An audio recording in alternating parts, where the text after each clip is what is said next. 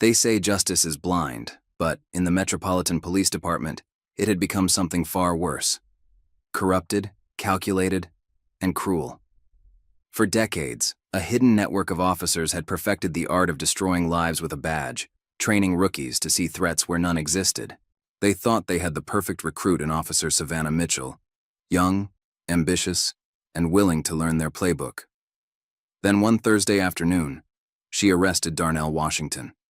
She saw what she wanted to see, just another target, another statistic. What she couldn't see was that this single act would land her in front of Judge Marcus Carter, the same judge who had turned his own wrongful imprisonment into a masterclass in exposing police corruption.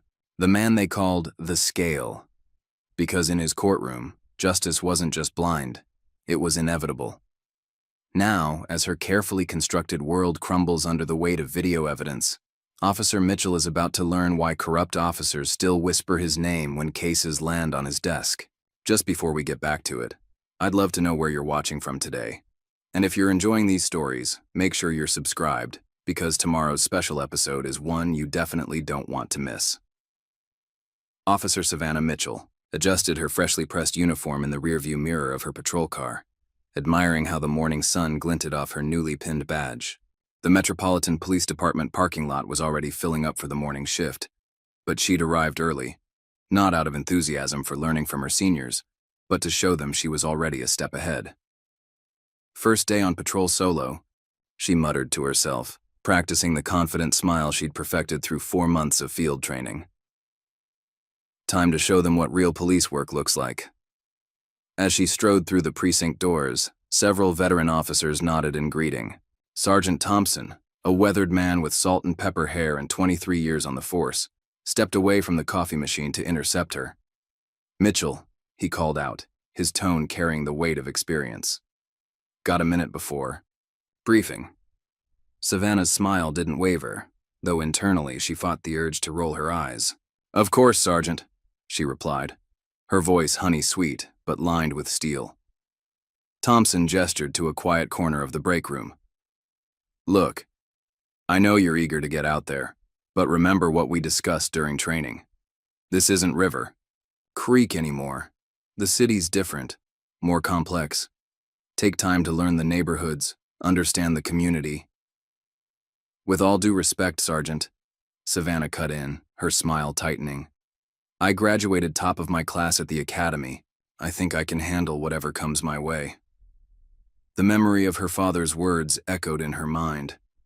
A badge means authority, and authority means respect. Thompson's expression hardened slightly. "That's exactly the attitude I'm worried about.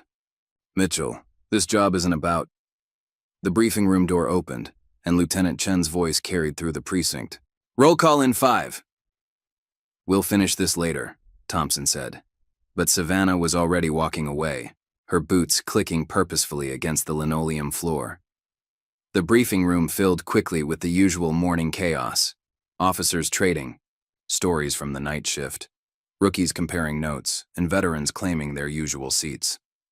Savannah chose a spot in the front row, pulling out her notebook more for show than necessity. She'd already memorized all the standard protocols and procedures. Lieutenant Chen began the briefing with routine updates. A series of car break-ins in the South District, a warning about a new drug-making rounds in the clubs, and updates on ongoing investigations. Then she paused, her expression growing serious.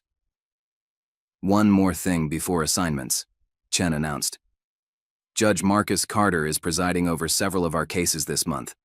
Those of you who've been here a while know him. He's fair but extremely thorough. Expects everything by the book. No shortcuts, no assumptions. Make sure your paperwork is pristine." A few veteran officers nodded knowingly. Savannah jotted down the name, though privately she dismissed the warning. Paperwork was paperwork, and a judge was a judge. She'd dealt with plenty of authority figures in her life. As assignments were handed out, Savannah received her patrol route, a mixed residential and commercial area that some officers considered challenging due to its diverse population and complex community dynamics. To her, it was an opportunity to prove herself. The morning passed quickly as Savannah familiarized herself with her beat. She handled a shoplifting call with what she considered appropriate sternness, wrote 3 traffic tickets, and broke up a heated argument between neighbors, before it could escalate. Each interaction reinforced her belief in her own capabilities. It was early afternoon when the call came in. Possible disturbance at Marshall Street and 4th, the dispatcher's voice crackled through her radio. Male subject reportedly acting suspiciously near the convenience store. Copy that, Savannah responded immediately, already turning her patrol car toward the location. Unit 247 responding. The scene she found seemed deceptively ordinary. A young black man in business casual attire standing near the store entrance, checking his phone. Darnell Washington had no idea his life was about to intersect with Savannah's in a way that would change both their futures. Savannah approached with her hand resting casually on her utility belt, her stance broadcasting authority.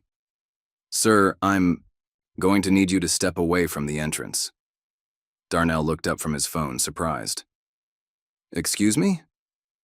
"We received reports of suspicious activity," Savannah stated, her voice carrying the clipped tones she'd practiced for commanding respect.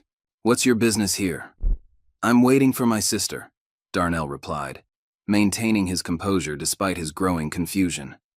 "She works at the dental office next door. We're meeting for lunch." Savannah's eyes narrowed. The answer was perfectly reasonable, but something in her bristled at his calm demeanor.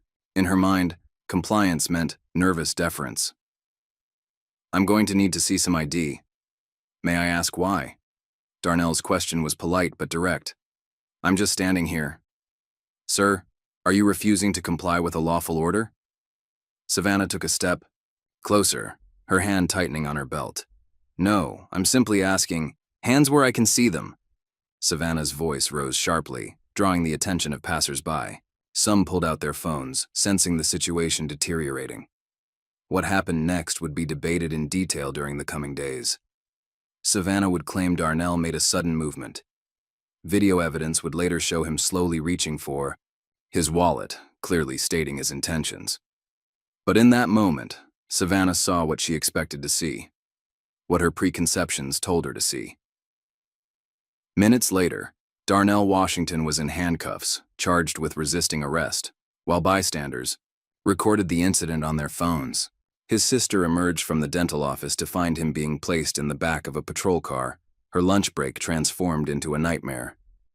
Back at the precinct, Savannah filed her report with confident flourishes, crafting a narrative that painted herself as a vigilant officer and Darnell as an uncooperative subject who had escalated a routine interaction.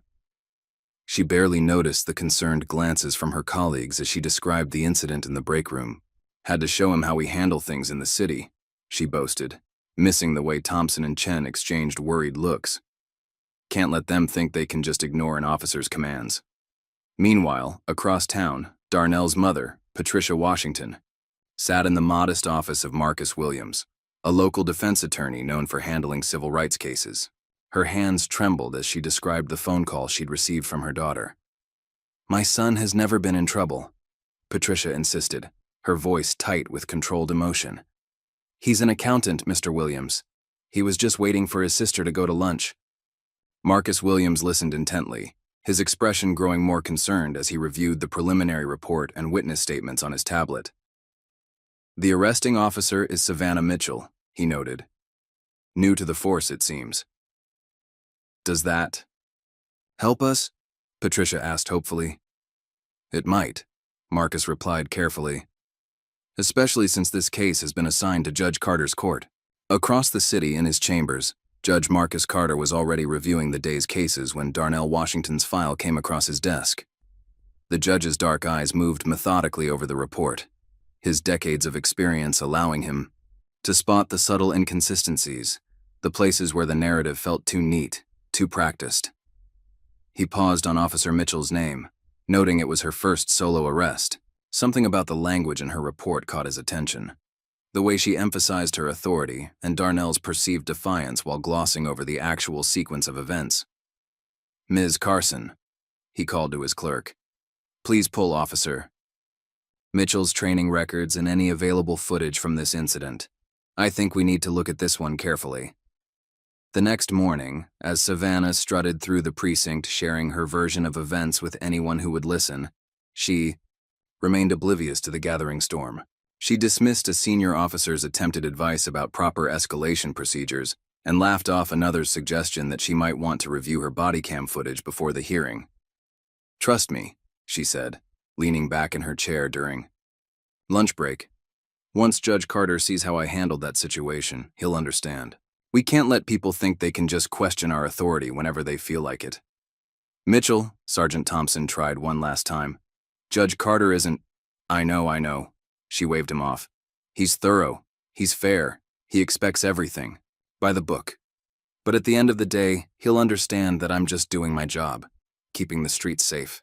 As she spoke those words, Judge Carter was settling into his chambers, preparing for what would become one of the most significant cases of his career. On his desk lay two files, Darnell Washington's spotless record and Officer Savannah Mitchell's incident report.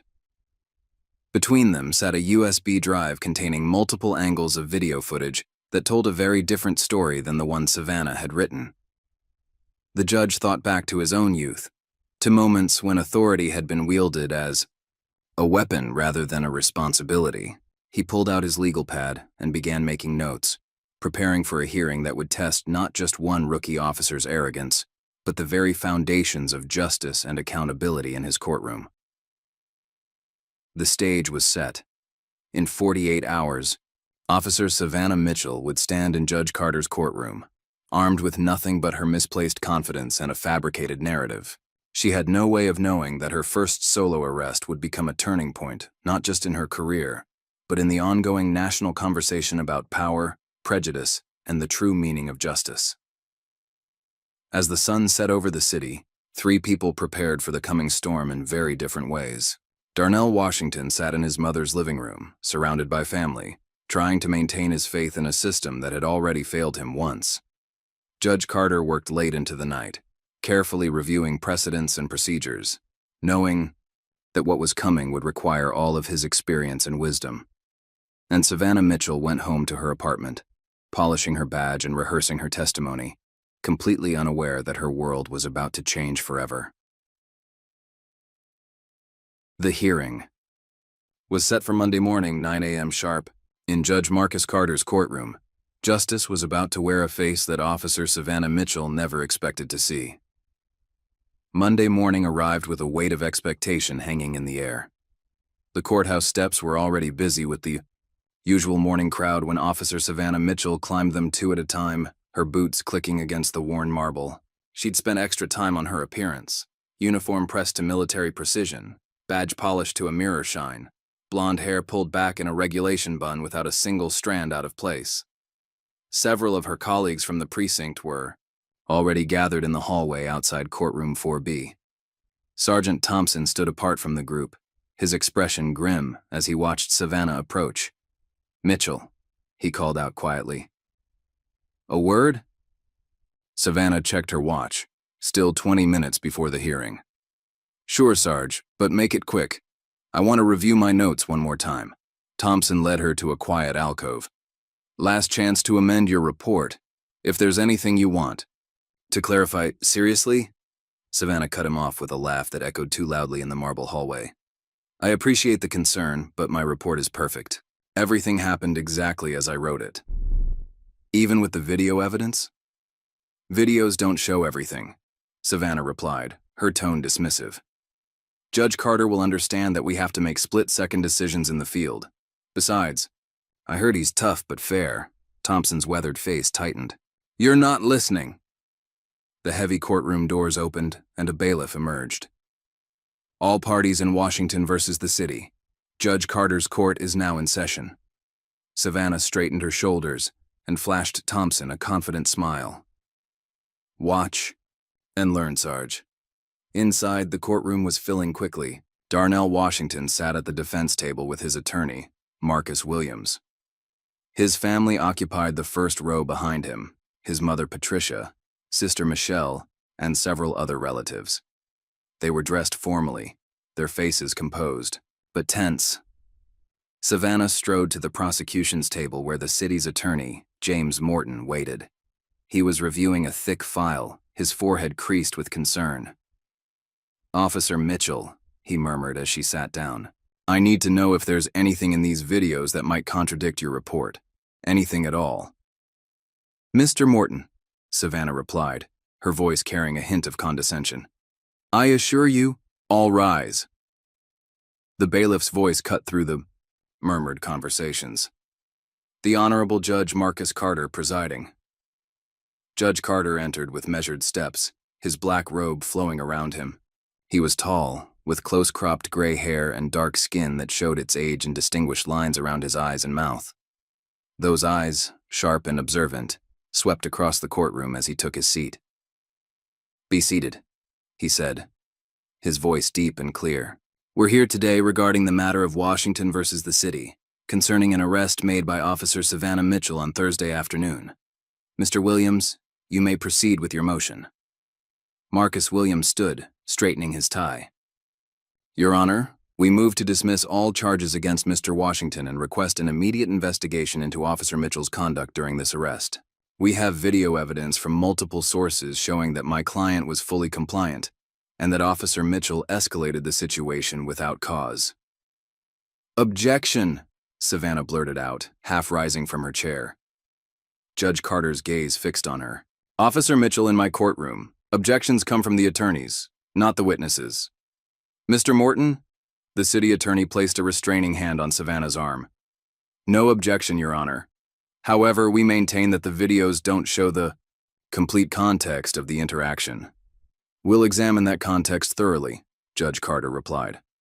"Mr. Williams, present your evidence." Williams nodded to his assistant, who dimmed the lights.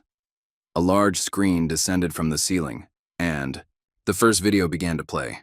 It was from a bystander's phone, showing Darnell standing quietly by the store entrance, checking his phone. Savannah's approach was visible, her body language aggressive from the start. "As you can see, Your Honor," Williams narrated, "Mr. Washington was simply waiting for his sister, causing no disturbance, when Officer Mitchell approached him without probable cause." "That's not—" Savannah started to interrupt again.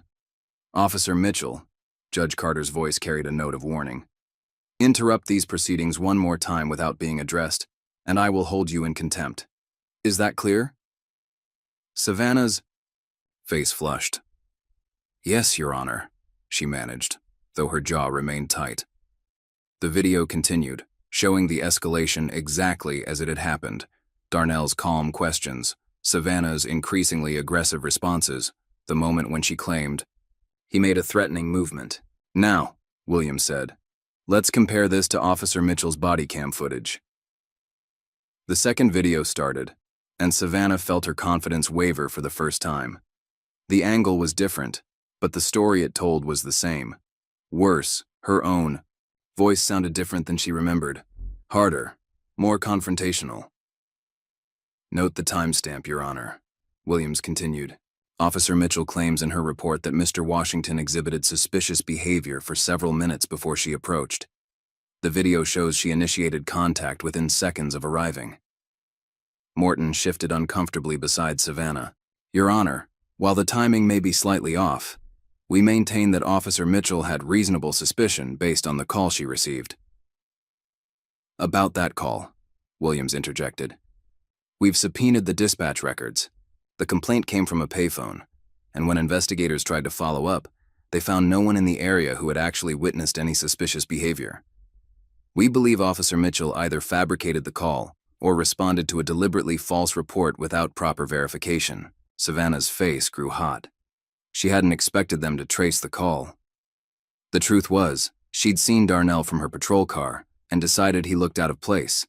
The dispatch call in her report was an afterthought, a detail added to justify her actions. Judge Carter leaned forward. "Mr. Morton, does the city wish to respond to this allegation?" Morton tugged at his collar. "We need time to verify the dispatch records, Your Honor." "Very well." Judge Carter made a note on his pad. "Mr. Williams, continue." The morning proceeded like a slow-motion nightmare for Savannah. Williams methodically dismantled her report, pointing out discrepancies between her written statement and the video evidence. More witnesses came forward. The store owner who testified that Darnell was a regular customer, Michelle Washington's supervisor confirming their lunch plans, even a passing jogger who'd recorded part of the interaction on her phone. During a brief recess, Morton pulled Savannah aside.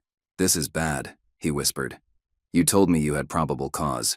You told me the videos would support your story." "They're just twisting things," Savannah insisted, but her voice lacked its earlier confidence. "That's what defense attorneys do, right?" Morton stared at her for a long moment. "Officer Mitchell, I'm going to recommend the city settle this case, and if I were you, I'd start thinking very carefully about what you're going to say when Judge Carter calls you to testify." "I'm not lying," Savannah snapped, but the words tasted bitter in her mouth. When court resumed, Judge Carter called Darnell to the stand. Savannah watched as he testified, her perception of him shifting uncomfortably. In her report, she'd painted him as aggressive, non-compliant. But the man on the stand was articulate and composed, his account of events matching perfectly with the video evidence. "Mr. Washington," Williams asked, "had you had any previous interactions with law enforcement?" "No, sir," Darnell replied. "I've never been arrested or even received a traffic ticket. I'm an accountant. I was just waiting for my sister like I do every Thursday." "And how has this incident affected you?" Darnell's composure cracked slightly. I used to believe that if you did everything right, followed the rules, respected authority, you'd be okay. Now, I'm nervous every time I see a patrol car. I had to explain to my nieces why their uncle was in handcuffs. How do you explain something like that to children?" From her seat, Savannah heard Patricia Washington stifle a sob. For the first time since the arrest, doubt crept into her mind. She glanced at Judge Carter and found him watching her, his expression unreadable. "Officer Mitchell," Judge Carter's voice cut through her thoughts. "Please take the stand." As Savannah walked to the witness box, she tried to recapture her earlier confidence. She'd practiced her testimony, prepared her answers. But under the harsh fluorescent lights, with Judge Carter's penetrating gaze fixed on her, those practiced words felt hollow. "Officer Mitchell," Williams began his cross-examination, "please explain why you felt Mr. Washington's behavior was suspicious enough to warrant investigation." Savannah swallowed hard. "The call stated." "The call we've established came from an empty payphone," Williams interrupted. "Let's focus on what you actually observed." "He was standing near the store entrance," Savannah said, her voice smaller than usual. "It's a high-crime area." "Objection," Williams cut in. "The crime statistics for that neighborhood show it's one of the safest in the city. Would you like me to enter those statistics into evidence?" "Sustained," Judge Carter said. "Officer Mitchell, please stick to your direct observations." The questioning continued, each of Savannah's answers sounding weaker than the last. Williams methodically exposed every inconsistency, every assumption, every moment where her prejudices had colored her actions. "One final question," Williams said. "In your report, you claimed Mr. Washington made a sudden threatening movement. Yet, in none of the videos, not the bystander footage, not your body cam, not the store security camera, does any such movement appear. How do you explain this discrepancy?" Savannah felt sweat beading on her forehead. The courtroom was silent, waiting for her answer. She looked at Darnell, at his family, at Judge Carter. The weight of truth pressed down on her. I thought he was going to..." She trailed off, unable to finish the lie. "You thought?" Judge Carter's voice was quiet but carried to every corner of the courtroom. "Officer Mitchell, in your report you stated with certainty. There was no thought or believed. You wrote it as fact. Are you now saying you were mistaken?" Savannah's voice cracked. "I may have misinterpreted." "May have?" "Judge," Carter's tone sharpened. "Officer Mitchell, you are under oath. Did Mr. Washington make a threatening movement or did you lie in your report?" The silence stretched for what felt like hours. Finally, barely audible, Savannah whispered, No, sir. He didn't move like that. I'm sorry, Judge Carter said. I don't believe everyone heard you. Please speak up. Savannah's face burned with shame. No, Your Honor. Mr. Washington did not make a threatening movement. I wrote what I thought would justify the arrest. The admission hung in the air like smoke. From the gallery, Savannah heard someone gasp. She couldn't bear to look at Thompson or her other colleagues. Judge Carter's voice cut through the silence. Given this admission, we'll adjourn for today. Mr. Morton, I expect the city's motion to dismiss all charges against Mr. Washington on my desk within the hour. Additionally, I'm ordering a full investigation into Officer Mitchell's conduct, both in this incident and any previous arrests she's made. He turned his full attention to Savannah, who seemed to shrink under his gaze. Officer Mitchell, remain in my chambers. We need to discuss the consequences of perjuring yourself in my courtroom. As the gallery began to clear, Savannah remained rooted to the witness stand. Her carefully constructed world of authority and control had crumbled, leaving her to face the truth about herself and her actions. Through the ringing in her ears, she heard Judge Carter's final words before he retired to his chambers. This court will reconvene tomorrow morning at 9. Officer Mitchell, I suggest you spend the intervening time reflecting on the true meaning of the oath you took to protect and serve. This isn't River Creek anymore, and I'm not a judge who will turn a blind eye to abuse of power, regardless of who wields that power or what badge they wear. The morning after Savannah's devastating testimony, the courthouse hallways buzzed with whispered conversations. Legal aides hurried past with stacks of files, and reporters clustered near the building's entrance, hoping to catch anyone involved in what they'd started calling the Mitchell case. Inside Judge Carter's chambers, the morning sun slanted through Venetian blinds, casting striped shadows across his desk. He sat reviewing the latest evidence submissions, his reading glasses perched on the bridge of his nose. A gentle knock at the door interrupted his concentration. "Come in," he called, not looking up from the documents. His clerk, Sarah Chen, entered with a fresh stack of papers. "Sir, the investigation team sent over Officer Mitchell's complete record from River Creek Police Department." Judge Carter accepted the file, noting its suspicious thinness. "This is everything?" "That's what's strange, Your Honor," Sarah replied. "According to the cover letter, several files were marked as misplaced during a recent system upgrade." "Convenient timing," Judge Carter murmured, making a note in his legal pad. "What about the body cam footage from her training period?" "Technical difficulties, apparently. Most of it's corrupted." Judge Carter removed his glasses, pinching the bridge of his nose. "Get me Judge Henderson from River Creek on the phone. I want to know if these technical issues affected any other officers' records." Meanwhile, in a small conference room down the hall, Marcus Williams sat with Darnell and his family, preparing for the day's testimony. The defense attorney spread several photographs across the table, snapshots from security cameras showing Darnell's regular Thursday visits to see his sister. "These establish your pattern," Williams explained. "Every Thursday for the past year, same time, same place. Officer Mitchell couldn't have had any legitimate reason to consider your presence suspicious." Darnell nodded, but his attention was on another document, Mitchell's incident report. "She wrote that I was lurking suspiciously and behaving erratically," he read aloud, his voice tight with controlled anger. "Who was she seeing when she looked at me? Because it wasn't me." Patricia reached for her son's hand.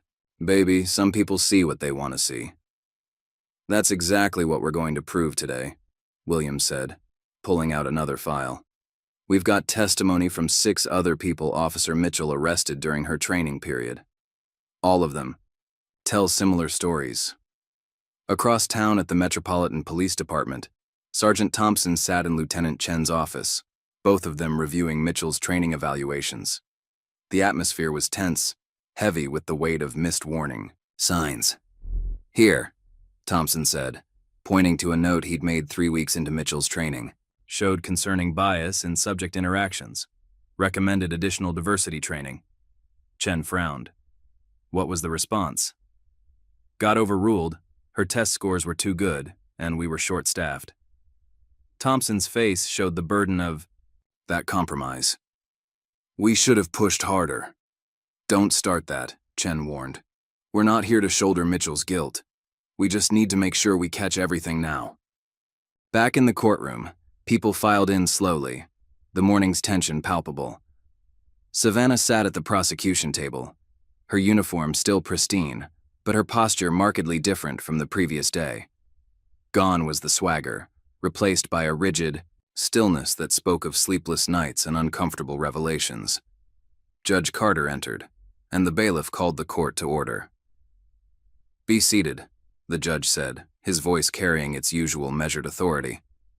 Mr. Williams, you may call your next witness. The defense calls Officer Peter Rodriguez. Savannah's head snapped up as her former training partner walked to the witness stand. Rodriguez avoided her gaze as he was sworn in. Officer Rodriguez, Williams began. You worked with Officer Mitchell during her field training, correct? Yes, sir, for approximately 6 weeks. During that time, did you observe any concerning behavior in her interactions with civilians? Rodriguez shifted uncomfortably. I noted several instances where Officer Mitchell seemed to approach situations with preconceived notions. Could you be more specific? There was one case. Rodriguez glanced at Savannah before continuing. We responded to a noise complaint in the Garden District. Before we even got out of the car, Mitchell had decided it was probably gang-related because of the neighborhood demographics. Turned out to be a kid's birthday party. Williams nodded. Did you report these concerns? I included them in my training evaluations? Yes. And what happened? The evaluations were modified before final submission. I was told we needed to focus on her technical proficiency, not subjective concerns. The questioning continued, painting a picture of systematic oversight and ignored warning signs. Rodriguez's testimony was followed by 2 other training officers, each adding pieces to the puzzle of how Savannah's biases had been allowed to flourish unchecked. During a brief recess, City Attorney Morton approached the defense table. Mr. Williams, a word? They stepped into a quiet corner, where Morton spoke in low tones. The city is prepared to offer a settlement, full dismissal of charges, written apology, compensation for Mr. Washington, and immediate termination of Officer Mitchell's employment. Williams' expression remained neutral. And the broader investigation Judge Carter ordered? That's complicated. The department is willing to implement additional training. No deal. Williams cut him off. This isn't just about Darnell anymore. You heard the testimony. How many other lives has she affected? How many reports has she falsified? The system that enabled her needs to be exposed. When court resumed, the prosecution called their expert witness, Dr. Angela Martinez, a specialist in law enforcement training and behavioral psychology. She'd reviewed all available evidence, including Savannah's background and training records. In Tsansien, my professional opinion, Dr. Martinez testified, Officer Mitchell's behavior shows a clear pattern of confirmation bias and authority complex, likely stemming from her background and reinforced by inadequate oversight during training. Could you elaborate? Morton asked, trying to salvage something from the testimony. Officer Mitchell appears to have entered law enforcement with a rigid worldview about authority and compliance. Rather than having these assumptions challenged and corrected during training, they were effectively reinforced by a system that prioritized technical proficiency over emotional intelligence and community engagement. Judge Carter leaned forward. Dr. Martinez, in your review of Officer Mitchell's records, did you find any evidence that these issues were identified and addressed during her training? Yes, Your Honor, but only at the initial observation level. Several training officers noted concerns, but these notes were consistently minimized or dismissed in final evaluations. The afternoon brought more damaging testimony. A parking attendant from near the convenience store testified about regularly seeing Darnell waiting for his sister.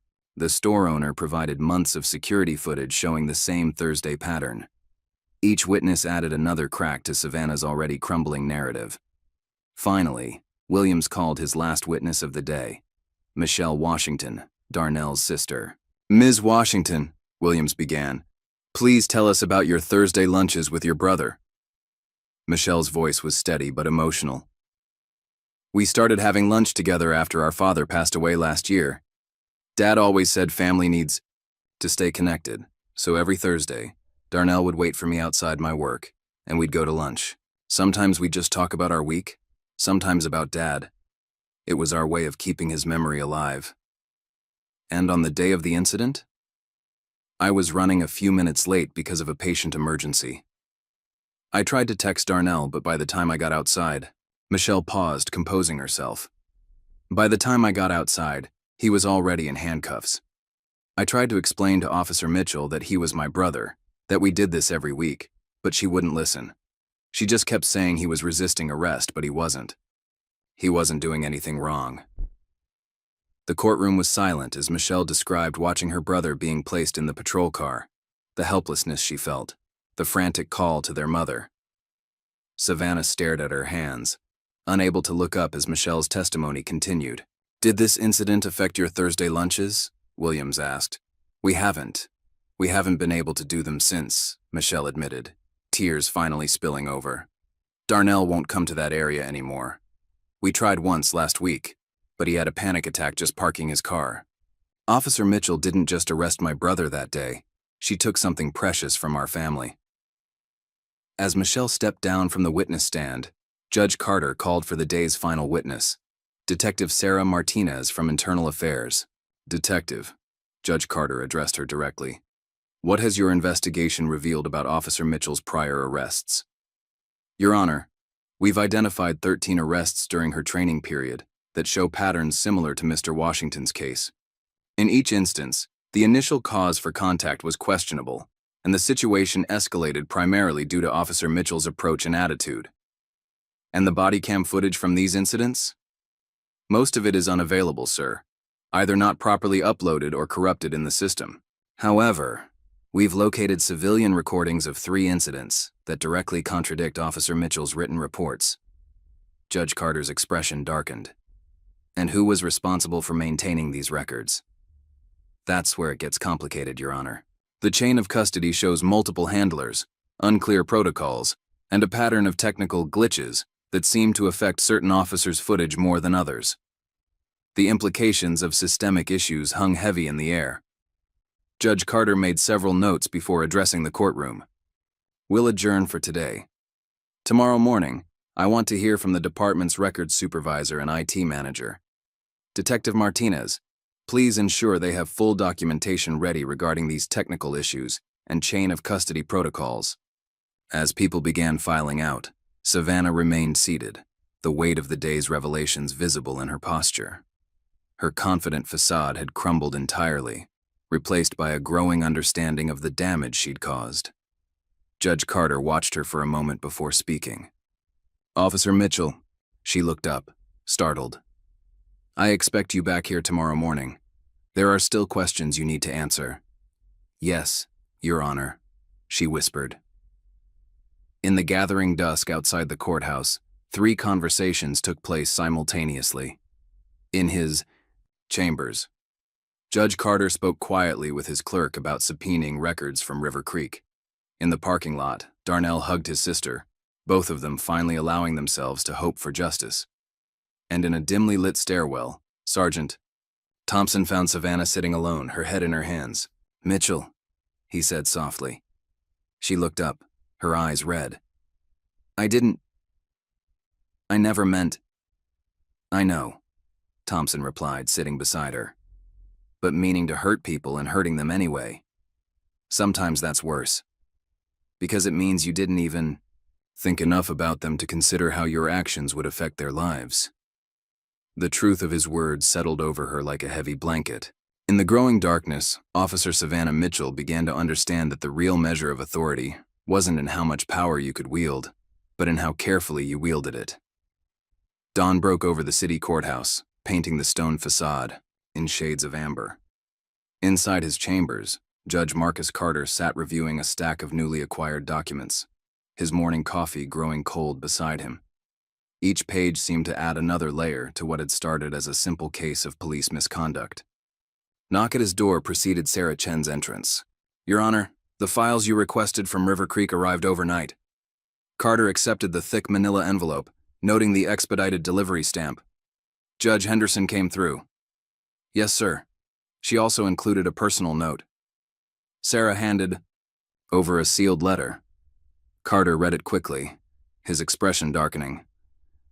She says there's been pressure to restrict access to certain records. Interesting timing. He placed the letter in his desk drawer. What about the IT manager's report? Mr. Phillips is waiting outside with Detective Martinez. They've found something you need to see. The judge nodded. Send them in. James Phillips, the department's IT manager, entered alongside Detective Martinez. Phillips was a nervous man in his 50s, clutching a laptop to his chest like a shield. Detective Martinez's calm presence seemed to steady him as they took their seats. Mr. Phillips, Carter began. I understand you've discovered some irregularities in the department's digital records. Phillips glanced at Martinez before speaking. Yes, Your Honor. After your order to investigate the missing footage, I did a deep dive into our storage systems. The corrupted files weren't random glitches. Explain. Phillips opened his laptop, turning it to show a complex series of logs. Someone accessed these files using administrative credentials. The corruption wasn't a malfunction. It was deliberate. They used a program designed to corrupt specific video segments while leaving the metadata intact. Can you determine who accessed the files? That's where it gets complicated. Phillips scrolled through the logs. The credentials belong to Captain Robert Drake, but the access patterns don't match his normal usage. Someone else was using his login. Carter's eyes narrowed. And where is Captain Drake now? On administrative leave, Martinez answered. Has been for 3 months, officially for stress-related health issues. Convenient, Carter murmured. Mr. Phillips, how far back do these corrupted files go? At least 18 months, Your Honor. And it's not just Officer Mitchell's footage. We've identified similar patterns with several other officers, all of whom had multiple civilian complaints filed against them. The implications hung heavy in the air. Carter made several notes before looking up. Detective Martinez, I want a full list of every officer whose footage was affected. Mr. Phillips, prepare a detailed report on the technical aspects of this tampering. We'll need both for today's hearing. As they left, Sarah Chen returned with another update. Sir, there's a reporter from the City Times asking for comment. The story about evidence tampering has leaked. Carter sighed. Tell them no comment until after today's proceedings. And Sarah, make sure we have extra security in the courtroom. Across town, in a modest diner far from the courthouse, Sergeant Thompson sat across from Lieutenant Chen, both nursing cups of coffee that had long gone cold. How deep do you think this goes? Chen asked quietly.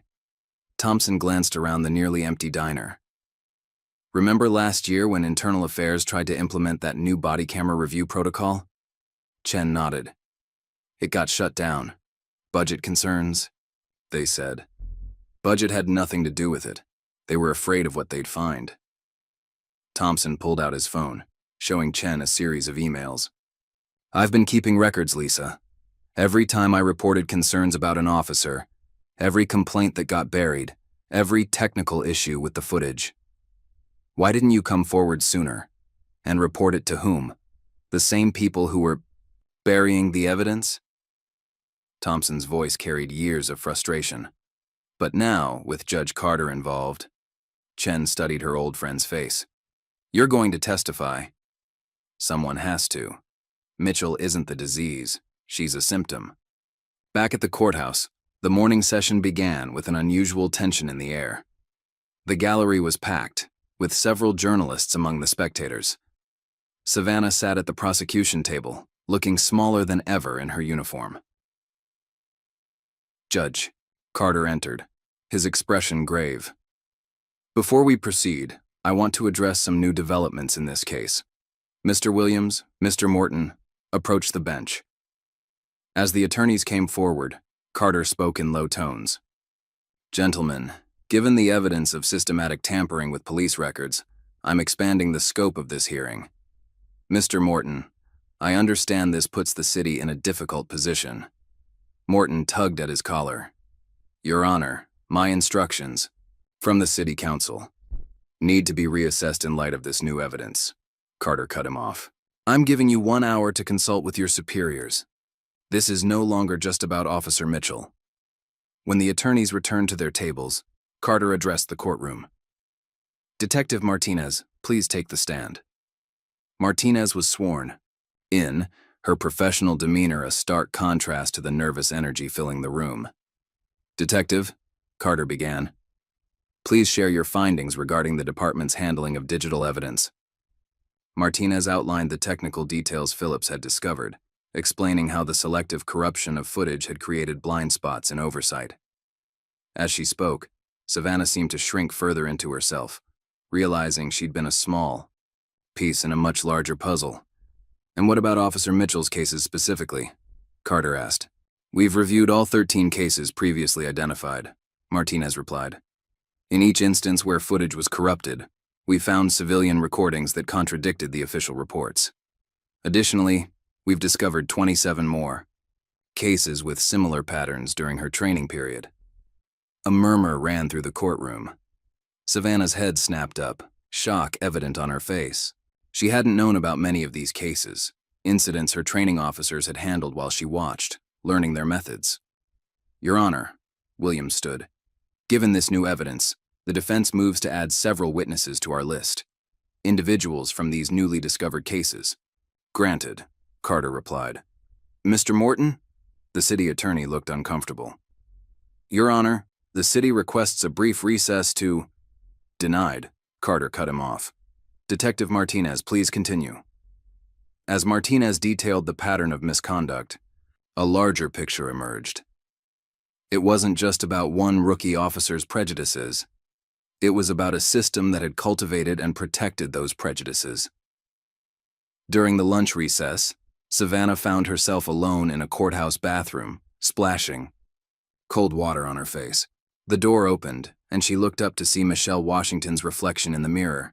For a long moment, neither woman spoke. Then Michelle broke the silence. Did you know? Savannah turned, water dripping from her chin. Know what? About the others, the other people whose lives you and your colleagues ruined. Did you know? Savannah's voice was barely a whisper. No. I mean, I knew some things weren't right, but I thought... She trailed off, realizing how hollow any explanation would sound. Michelle's voice was steady but filled with controlled emotion. You know what the worst part is? Every Thursday, I look out my office window at lunchtime. Every single Thursday. And every time, I expect to see my brother standing there, checking his phone, waiting to hear about my day. But he's not there. And he might never be there again. She turned to leave, then paused. Officer Mitchell? Whatever happens in that courtroom, I hope you remember that moment, when you decided my brother didn't deserve to be treated like a human being, because we'll never forget it. When court resumed, Sergeant Thompson took the stand. His testimony laid bare years of ignored warnings and buried complaints. It wasn't just Officer Mitchell, he explained. The department had an unofficial policy. Certain officers were protected. Their body cam footage would conveniently malfunction. Civilian complaints would get lost in the system, and anyone who raised concerns was quietly pressured to back off. And why are you coming forward now? Williams asked. Thompson's eyes found Savannah's. Because sometimes you have to decide what kind of cop you want to be, one who upholds the law or one who hides behind it. As the afternoon wore on, more witnesses came forward. A parade of civilians shared stories eerily similar to Darnell's. Routine encounters that escalated because of officer prejudice, reports that misrepresented events, complaints that disappeared into the bureaucratic void. Judge Carter listened to each testimony, occasionally glancing at Savannah, watching as the weight of revelation settled on her shoulders.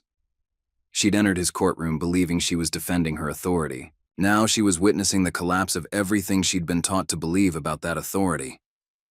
Late in the afternoon, an unexpected witness appeared. Captain Robert Drake himself, accompanied by his attorney. Captain Drake, Carter addressed him. I understand you've reached an agreement with the district attorney's office. Yes, Your Honor. Drake's voice was tired but resolute. In exchange for immunity, I'm prepared to testify about the department's handling of misconduct complaints and digital evidence. What followed was a devastating account of systematic corruption. Drake detailed how certain officers were selected for protection, how evidence was manipulated, and how whistleblowers were silenced.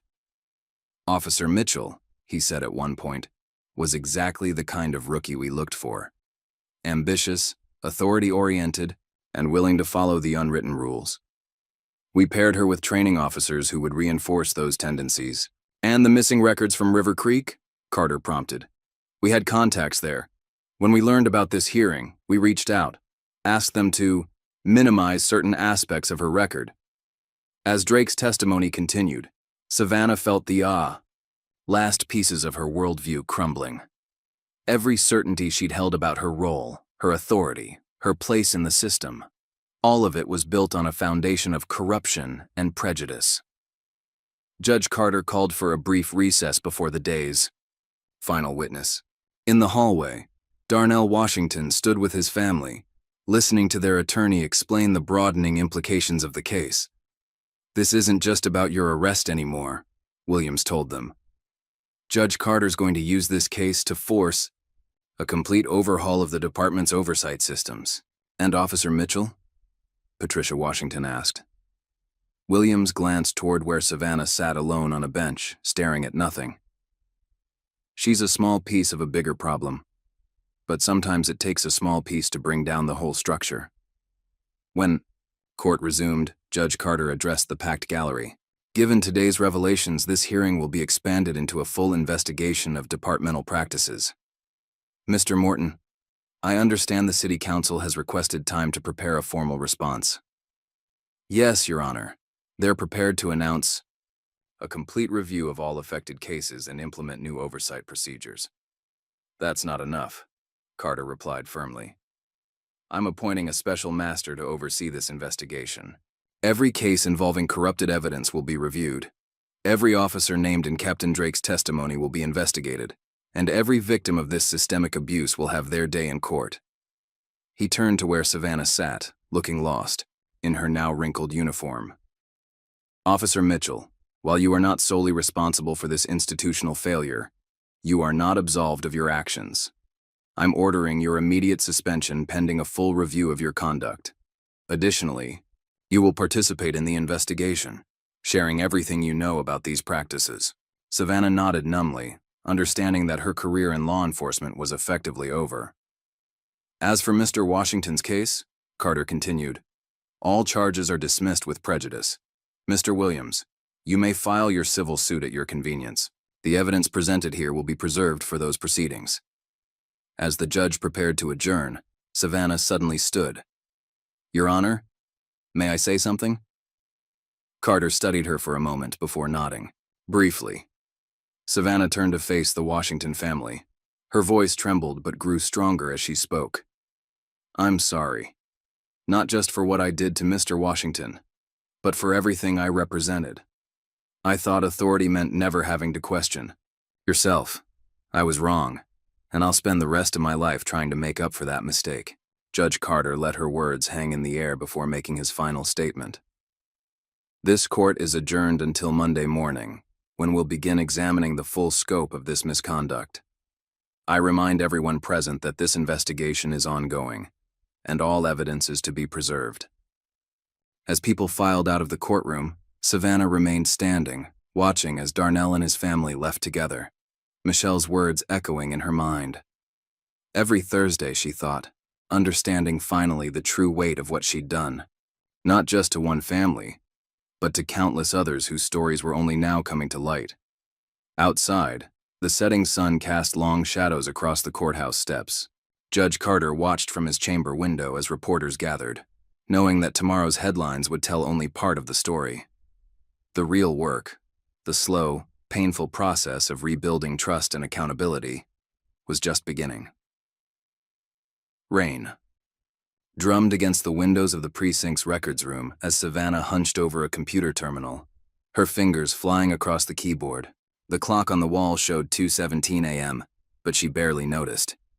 She'd been here for hours, diving deep into public records, news archives, and any database she could access. Her target, Judge Marcus Carter. Her desperation had driven her here after 3 sleepless nights. The investigation was destroying everything she'd built, everything she believed in. But if she could find something, anything, to discredit the judge. A news article from 35 years ago caught her attention. The headline made her pause. Local teen cleared after 3 months in detention. The grainy photograph showed a much younger Marcus Carter being embraced by his parents outside a courthouse. Savannah leaned closer, reading intently.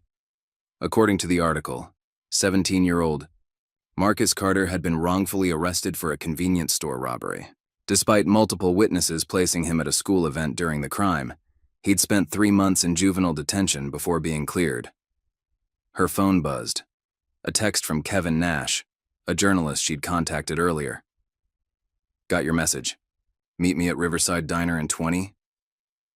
Savannah glanced at the time, then back at the article. On my way, she typed back.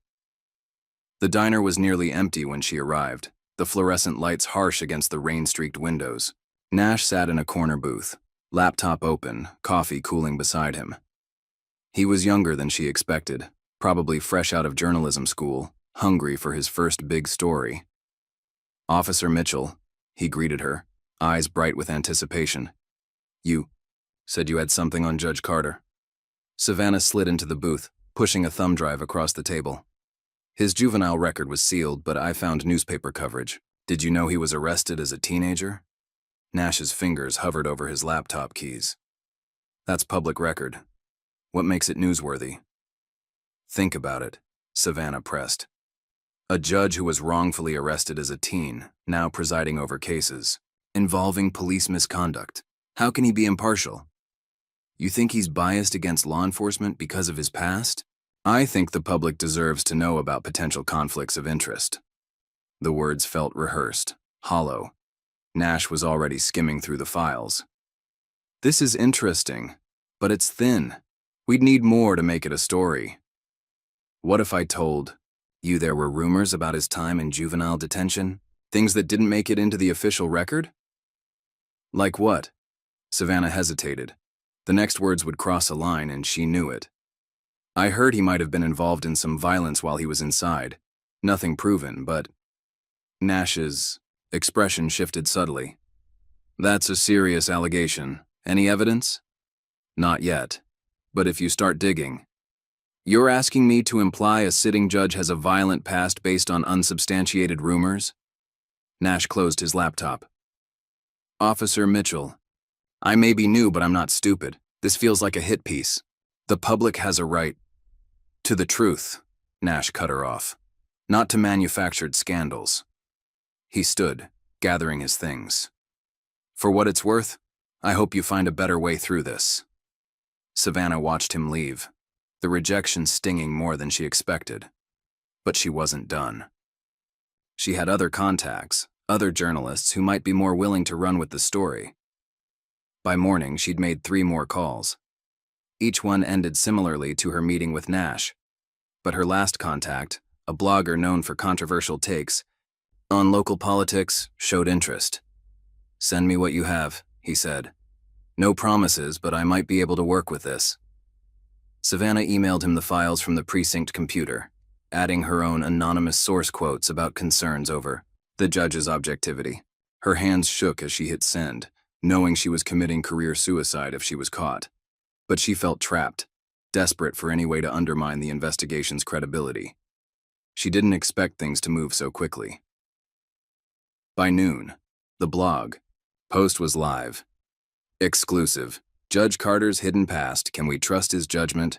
The piece was sensational, implying dark undertones to Carter's juvenile detention stay and questioning whether his past had created a vendetta against law enforcement. The story spread through social media like wildfire, picking up embellishments. With each sharing, local news stations began calling the courthouse for comment. Protesters from police support groups gathered outside, demanding Carter recuse himself from the investigation. Judge Carter was in his chambers when Sarah Chen brought him the printouts of the growing scandal. He read them silently, his expression unreadable. Should we issue a statement? Sarah asked. No need, Carter replied calmly. Have the bailiff inform everyone that court will begin 30 minutes early tomorrow, and Sarah, make sure Officer Mitchell is notified. The next morning, the courtroom was packed beyond capacity. Journalists filled the back rows, cameras ready. Savannah sat rigidly at the prosecution table, trying to ignore the knowing looks from her colleagues. Everyone seemed to suspect where the leaked information had originated. Judge Carter entered precisely at 8:30 a.m. The usual all-rise call felt charged with extra tension. Be seated, Carter said, his voice carrying its usual measured authority. Before we continue with our investigation, I'd like to address the recent media attention regarding my personal history. A rustle of anticipation went through the gallery. Savannah held her breath. 35 years ago, I was wrongfully arrested for a crime I didn't commit. I spent 3 months in juvenile detention before being exonerated. These facts are public record, though someone has recently tried to embellish them with unsupported allegations. He paused, his gaze sweeping the courtroom. What isn't public record is what I learned during those 3 months. I learned how it feels to be powerless in a system that presumes guilt. I learned that authority without accountability is nothing but institutionalized bullying. And I learned that justice delayed is often justice denied. The courtroom was absolutely silent now. Those lessons shaped my career choices. They're why I became a public defender before joining the bench. They're why I'm known for being thorough in examining evidence. And they're why I will not recuse myself from this investigation. His eyes found Savannah's. Someone hoped that by exposing my past, they would discredit this investigation. They failed to understand that my experience doesn't make me biased against law enforcement. It makes me uniquely qualified to recognize the difference between proper police work and abuse of power. Savannah felt herself shrinking under his gaze, understanding too late the magnitude of her mistake. Now, Carter continued, let's discuss how these sealed juvenile records were accessed and who provided them to certain media outlets. The IT manager, Phillips, was called to testify first. He detailed the unauthorized database searches made from the precinct's records room computer at 2:17 a.m. using Savannah's login credentials. Next came Kevin Nash, the young journalist, who testified about his meeting with Savannah at the diner. His testimony was followed by emails from other journalists she'd contacted, each one documenting her attempts to plant the story. Finally, the blogger who'd published the piece was called in. Under oath, he admitted to embellishing the story based on Savannah's suggestions, adding unsubstantiated claims about violence that she had hinted at, but never directly stated. As the evidence mounted, Savannah felt the last remnants of her professional reputation crumbling. She'd crossed a line, violated ethical boundaries, and for what? To discredit a judge whose only crime was seeking truth and accountability. During a brief recess, she found herself face-to-face with Judge Carter in a quiet corridor. For a long moment, neither spoke. Why? He finally asked, his voice carrying more sadness than anger. I thought if people questioned your objectivity. You thought wrong, Carter cut her off. Do you know what I remember most from my time in detention? Not the fear, not the isolation. I remember Officer James Wilson. Who? The guard. Who noticed I was reading law books in the library. Instead of mocking me like the others, he brought me more books. Said if I was going to study law, I should understand all sides of it. He taught me that wearing a badge doesn't make someone good or bad. It's how they use the authority that comes with it. Savannah felt tears threatening. I just wanted to protect my career. No, Carter replied quietly. You wanted to protect your illusions about what that career meant. There's a difference. When court resumed, Carter addressed the attempt to discredit him directly. This court will not be swayed by attempts at character assassination. However, Officer Mitchell's actions in accessing sealed records and attempting to plant false stories show a disturbing pattern of ethical violations. This will be added to the ongoing investigation of her conduct. The rest of the day brought more revelations about departmental corruption, but Savannah barely heard them. She was lost in thought, remembering her own journey from idealistic academy graduate to someone who would try to destroy a man's reputation to to protect a broken system. Late that afternoon, as the session was wrapping up, an elderly man entered the courtroom. Judge Carter's face showed rare surprise. "Officer Wilson," he said softly. James Wilson, now well into his 70s, smiled from the gallery. "Been following the case in the papers, Your Honor. Thought you might need a friendly face today." Carter's composure cracked slightly. "The court will recess for 15 minutes. In his chambers, Carter and Wilson shared a brief but emotional reunion. Savannah, watching through the doorway, finally understood what real authority looked like. It wasn't about power or control. It was about impact, about the ripples one person's actions could create across decades. When proceedings resumed, Wilson stayed in the gallery, a living reminder of how single acts of kindness or cruelty could shape lives forever. Judge Carter ended the day with a statement that would be quoted in news articles for weeks to come. 35. Years ago, I was a teenager in detention, convinced the system was irredeemably corrupt. One person showed me that within any system, no matter how flawed, there are people working for positive change. Today, we're not just investigating misconduct, we're creating an opportunity for positive change. How we use that opportunity will define us far more than any mistakes in our past. The words hit Savannah like a physical blow. She thought about Darnell Washington, about all the others whose lives she'd impacted.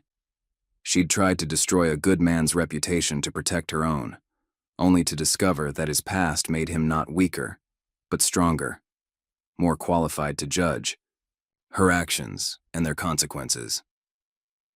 As people filed out of the courtroom, Wilson stopped beside her. "You know," he said quietly, 35 years ago, I saw another young person letting fear and pride drive them to make bad choices. Want to know what I told him?" Savannah looked up, surprised. "What?" "That it's never too late to choose a different path. That one mistake, or even many mistakes, don't have to define your whole story." He glanced toward Carter's chambers. "He proved me right. Maybe you will too." The rain had stopped by the time Savannah left the courthouse.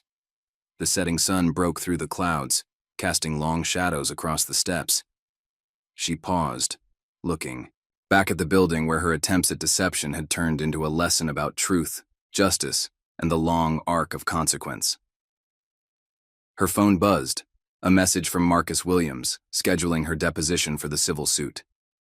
Another step in the long process of accountability that lay ahead. But for the first time since the investigation began, she felt something besides fear and desperation. She felt hope. Not for escaping consequences, but for the possibility of redemption through truth. The pounding on Savannah Mitchell's door came at 6:15 a.m. She was already awake, sitting at her kitchen table with an untouched cup of coffee, when she heard the authoritative voice, "FBI, open the door." Her hands trembled as she complied. 4 agents in dark jackets entered, their badges gleaming in the early morning light. The lead agent, a woman with steel gray hair and sharp eyes, presented the warrant.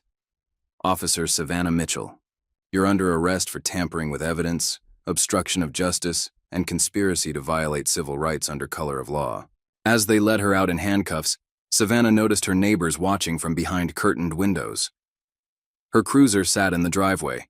She wouldn't be driving it again. Across town, similar scenes played out at other addresses. Captain Drake, despite his immunity deal, was taken into custody for additional charges uncovered during the investigation. 3 training officers were arrested. Even the IT manager, Phillips, was brought in after evidence suggested he'd been more involved in the cover-up than he'd admitted. In his chambers, Judge Carter reviewed the federal arrest warrants. U.S. Attorney Rebecca Chen, no relation to his clerk, sat across from him, explaining the scope of the federal investigation. "The evidence tampering wasn't isolated to your jurisdiction," she explained. "We've found similar patterns in departments across 3 states. Your case broke it open." Carter studied the files. "The River Creek connection?" "Exactly, officer. Mitchell's former department was the key. Once we started pulling those threads..." Chen spread out a diagram showing links between multiple police departments. It's a network. They share techniques, technology, even personnel. How long has this been under investigation? 8 months. We were building our case slowly until your investigation forced their hand. The blog post attempting to discredit you? That spooked some of our targets. They started making mistakes. A knock interrupted them. Sarah Chen entered, with urgent news. Your Honor, federal agents just raided the precinct. They're seizing all the computer equipment and files. Carter nodded. Make sure today's hearing is moved to the federal courthouse, and contact Mr. Williams, his civil me. Case just got much bigger. At the FBI field office, Savannah sat in an interrogation room, still trying to process the morning's events. The door opened, and the lead agent, she'd introduced herself as Special Agent Monica Torres, entered with a thick file. Let's talk about River Creek, Torres said, taking a seat. Specifically about what happened there before you transferred. Savannah's throat went dry. I don't know what you mean. Torres opened the file, removing a photograph. It showed a younger Savannah with several River Creek officers, including a man Torres identified as Lieutenant James Cooper. Cooper's been running this network for years, Torres explained, identifying officers with the right mindset, training them in evidence manipulation, report fabrication, selective enforcement, then placing them in departments across the region. I never, Savannah started. Never what?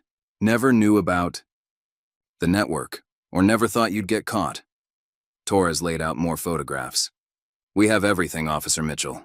The training sessions disguised as poker nights, the software used to corrupt video evidence, the database of preferred candidates for recruitment. Savannah stared at the evidence of a conspiracy she'd been part of without fully understanding its scope. I thought it was just about protecting officers who were doing their job. Is that what you told yourself? Torres's voice was surprisingly gentle. That arresting people without cause, falsifying evidence, violating civil rights? That was just doing your job?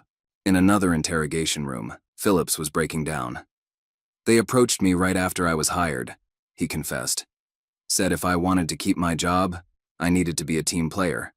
It started small, just occasional video files that needed to disappear.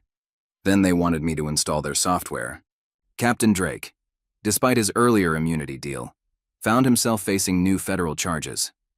His attorney sat grim-faced as U.S. Attorney Chen outlined the evidence linking him to the larger conspiracy. Your immunity covered departmental misconduct, Chen explained. It doesn't extend to federal crimes. We have emails, financial records, travel documents, all showing your role in expanding this network. The federal courthouse buzzed with activity as local media caught wind of the raids. Judge Carter's expanded investigation had transformed into something much larger. In the main courtroom, now packed with federal prosecutors, defense attorneys, and journalists, the full scope of the conspiracy began to emerge. U.S. Attorney Chen addressed the court. What began as an investigation into one officer's misconduct has exposed a systematic effort to subvert justice across multiple jurisdictions. This network identified and recruited officers who showed a willingness to abuse their authority. They provided tools and training for evidence manipulation, created cover stories for civil rights violations, and actively worked to discredit anyone who threatened to expose their activities. Darnell Washington and his family sat in the gallery, watching as their personal injury case transformed into a landmark civil rights prosecution. Marcus Williams had already filed motions to expand their lawsuit into a class action, representing dozens of victims across multiple jurisdictions. During a brief recess, Williams met with the Washingtons in a conference room. This changes everything, he explained. The federal investigation has uncovered evidence of a coordinated effort to violate civil rights. Your case helped expose it, but now we're looking at systematic abuse going back years. Patricia Washington gripped her son's hand. All those other families will finally have a chance at justice, Williams assured her. The FBI has been building this case for months. Judge Carter's investigation just helped them move faster. Back in the interrogation room, Savannah faced a decision. Agent Torres, had laid out her options: cooperate fully and immediately, or face maximum federal charges. "Why me?" Savannah asked. "I was just a rookie." "You were their ideal recruit," Torres replied. "Young, ambitious, already primed to view authority as absolute. They spotted you in River Creek, guided your transfer here, made sure you were trained by their people. You weren't just a rookie, you were an investment." The words hit Savannah like physical blows. Every choice she'd thought was hers had been carefully orchestrated. Her transfer, her training assignments, even her early solo patrol that led to Darnell's arrest, all planned to cement her place in their system. "I cooperate," she said slowly. "I need to know something first." "What?" "How many?" Savannah's voice cracked. "How many people did they hurt using officers like me?" Torres opened another file. "We've identified over 300 cases so far, across 15 departments. And those are just the ones we can prove." Savannah thought about Darnell Washington, multiplied his experience by 300. The weight of it seemed to crush the air from her lungs. "I'll tell you everything," she whispered. By late afternoon, Judge Carter's courtroom had been transformed into a command center for the federal investigation. U.S. Attorney Chen presented the preliminary findings. "The network operated like a pyramid scheme for civil rights violations," she explained. "Senior officers identified recruits who showed promising signs: excessive force complaints, racial profiling patterns, resistance to oversight. These recruits were mentored, trained in evidence manipulation, and eventually placed in positions to recruit others." Judge Carter listened intently as Chen detailed how the conspiracy spread. "They created a shadow training program. Official records showed proper procedure, while select officers were taught how to falsify reports, manipulate body camera footage, and handle civilian complaints. They even had a scoring system. Officers earned points for successful arrests that wouldn't hold up under proper scrutiny." The afternoon brought a parade of cooperating witnesses. Phillips provided technical details about the software used to corrupt video evidence. Training officers described how they identified potential recruits. Even Captain Drake, facing federal charges despite his earlier deal, began sharing information about the network's hierarchy. But it was Savannah's testimony that captured everyone's attention. She described her recruitment in River Creek, the subtle way they tested her boundaries, the gradual normalization of misconduct. "They never called it corruption," she explained, her voice steady despite her obvious distress. "It was always about maintaining authority or supporting fellow officers. They made it seem noble, like we were protecting the thin blue line between order and chaos." As she spoke, Judge Carter noticed Darnell Washington and his family in the gallery. Their personal tragedy had sparked an investigation that would impact hundreds of lives. The judge made a note to acknowledge their role when he issued his final ruling. The day's most dramatic moment came when Agent Torres presented evidence linking the conspiracy to several high-profile cases of police misconduct in other cities.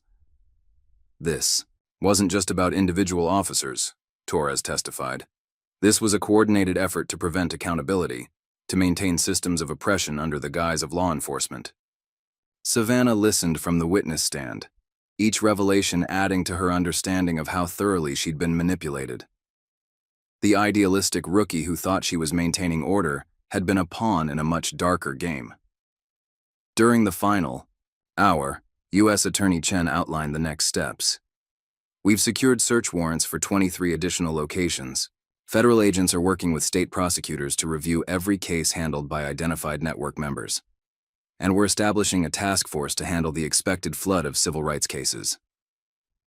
Judge Carter addressed the courtroom before adjourning. "What began in this court as an examination of one arrest has exposed a cancer in our justice system.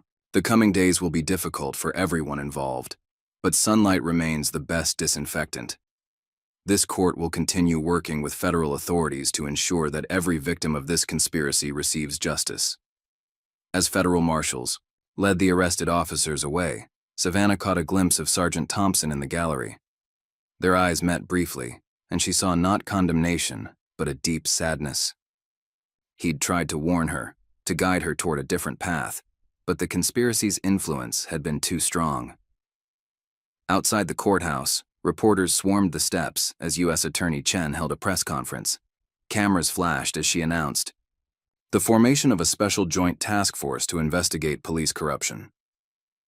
In his chambers, Judge Carter met privately with the Washington family and their attorney. "Your strength in pursuing justice didn't just help your own case," he told them. "You've given hope to hundreds of other families who suffered similar injustices." Darnell, who had remained quiet throughout much of the day's proceedings, finally spoke. "What happens next?" "Justice," Carter replied simply. "Slow but certain. Every case will be reviewed, every victim will be heard, and those responsible will face consequences for their actions." As evening fell, Savannah was returned to federal custody. In her holding cell, she thought about the road ahead. Cooperation would mean testifying against former colleagues, exposing more corruption, facing the consequences of her actions. But for the first time since her arrest, she felt something close to peace. Agent Torres visited her one last time before transfer. "Why did you agree to cooperate?" Torres asked. "You could have tried to bargain for a better deal," Savannah thought, about Michelle Washington's words in the courthouse bathroom, about Judge Carter's story of redemption, about the 300 lives impacted by the conspiracy. "Because sometimes," she said quietly, "the only way to make things right is to tell the whole truth, no matter what it costs you." As her cell door closed, Savannah Mitchell, former officer, conspiracy member, and now key witness, began the long process of making amends. The system that had shaped her into a tool of oppression was crumbling, and in its ruins lay the possibility of real justice. The next morning's headlines would tell part of the story. Federal investigation uncovers multi-state police corruption network. But the real story, of justice delayed but not denied, of truth emerging from darkness, of redemption through accountability, was still being written, one testimony at a time. The federal courthouse's high-security courtroom buzzed with tension as Savannah Mitchell took the witness stand. 6 weeks had passed since the FBI raids, and she'd spent every day preparing for this moment, the start of federal prosecution against the police corruption network. U.S. Attorney Rebecca Chen approached the podium. "Ms. Mitchell, please tell the court about your first meeting with Lieutenant Cooper at River Creek." Savannah's voice was steady, her police uniform replaced by a simple gray suit. "It was after my third shift. He invited me to what he called a mentorship meeting at his house. There were other officers there, all carefully selected. What happened at these meetings? They started subtle, discussions about maintaining authority, protecting fellow officers. Then they introduced what they called practical techniques for handling difficult situations." "Could you be more specific?" Savannah took a deep breath. "They taught us how to write reports that would justify any action we took, how to describe a civilian's behavior to make them appear threatening, which words to use, which details to emphasize." In the gallery, Sergeant Thompson watched his former rookie outline the conspiracy's methodology. Each revelation highlighted how thoroughly they'd corrupted the basic principles of law enforcement. "These weren't just informal suggestions," Savannah continued. "They had actual training materials, templates for reports, lists of approved phrases, even sample scenarios we would practice." Chen displayed a document on the courtroom screens. "Is this one of those templates?" "Yes. See how it's structured? The civilian is always described as aggressive or non-compliant first. Then our actions are presented as responses to their behavior, never the other way around." Throughout the morning, Savannah detailed the network's operations. She described how Cooper and others identified potential recruits, how they tested loyalty through increasingly questionable assignments, how they created a parallel training system that twisted proper procedures into tools of oppression. During a brief recess, Judge Carter met with federal prosecutors in his chambers. Agent Torres spread out new evidence on his desk. "We've linked the network to similar operations in 12 states. she reported. Same methods, same training materials, same pattern of evidence manipulation. They were building a nationwide system. Carter studied the documents.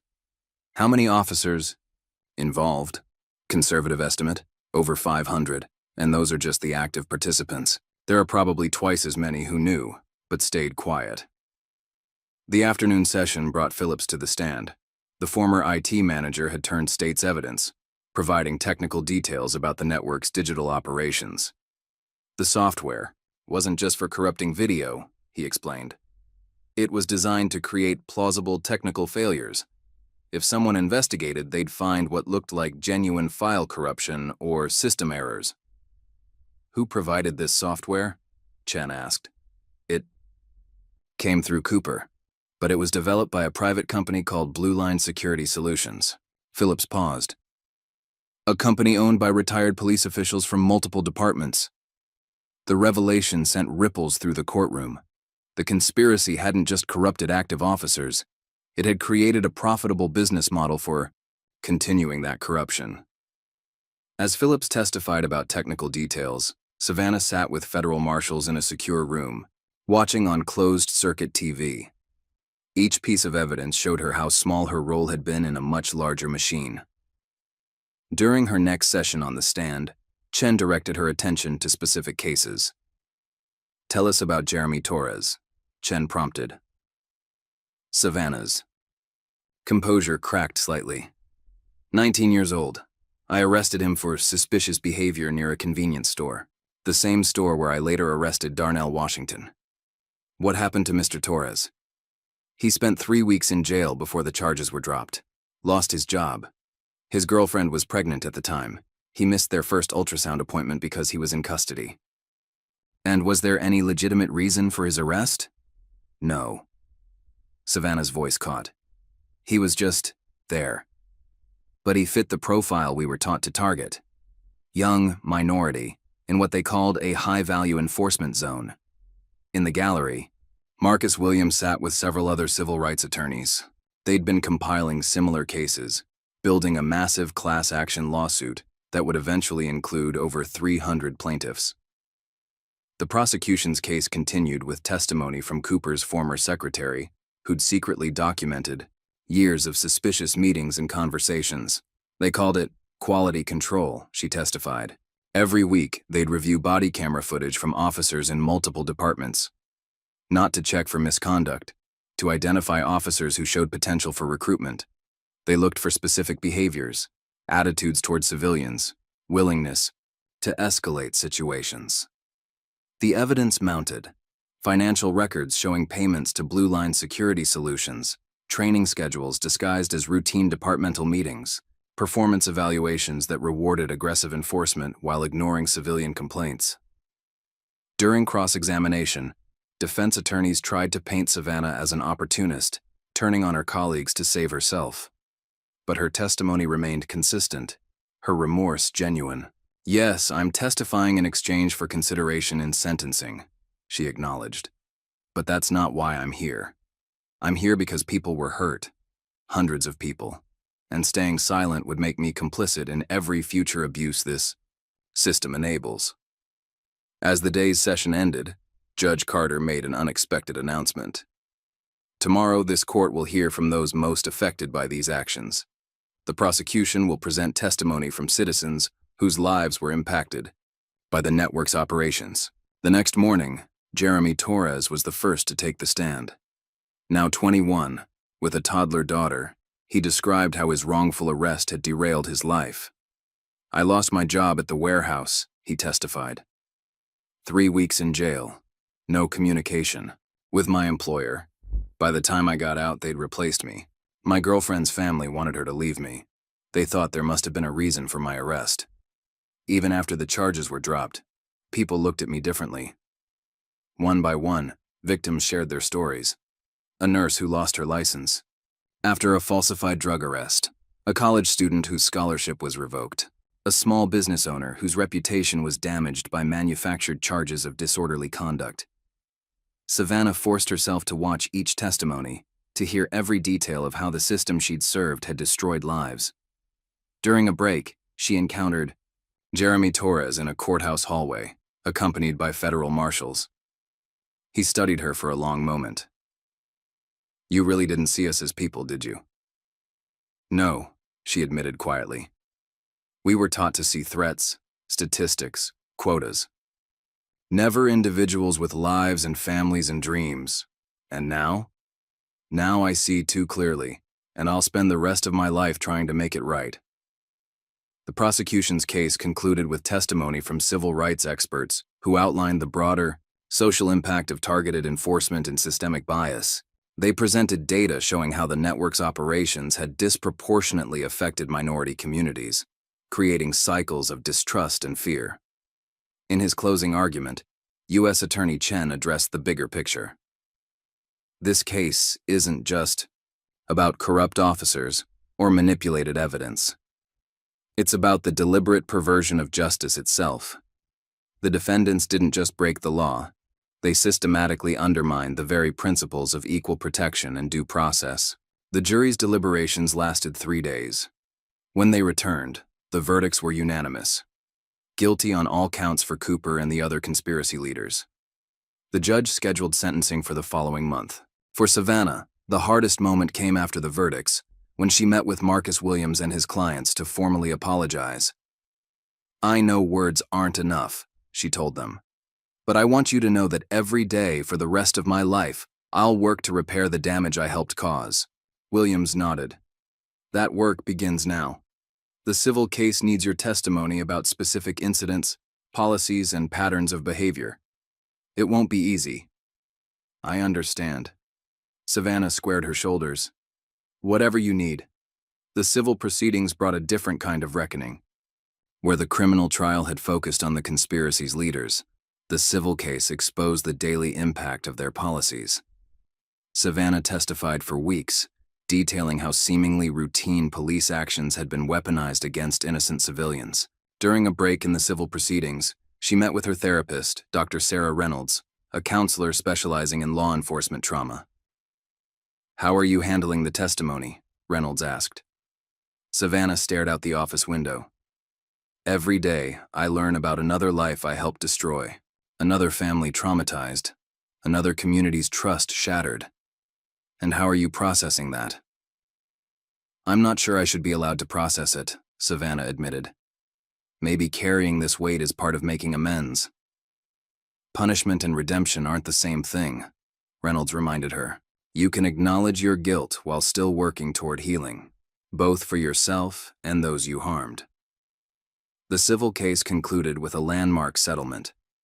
The departments involved agreed to massive reforms, including independent oversight, mandatory bias training, and a civilian review board with real authority. The class action plaintiffs received substantial compensation, though everyone acknowledged that money couldn't fully repair the damage done. Judge Carter presided over the final settlement hearing.